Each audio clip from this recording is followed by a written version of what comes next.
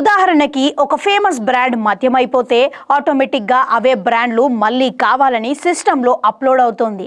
ఇప్పుడు వైసీపీ నేతలు వాటిని మార్చేశారు.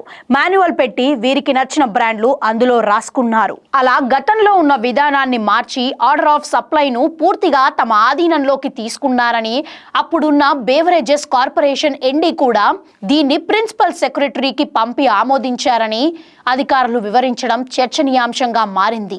అందువల్ల మేజర్ బ్రాండ్లు ఏపీలోకి రాలేదు. డిమాండ్ ఉన్నా సరే తీసుకురాలేదు.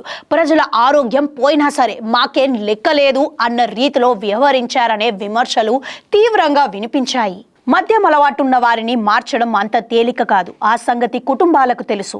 అయితే వాళ్ళు తక్కువ ధరకే నికాసైన మందు తాగి ఇంటికొస్తే ప్రాణానికి హాని ఉండేది కాదు.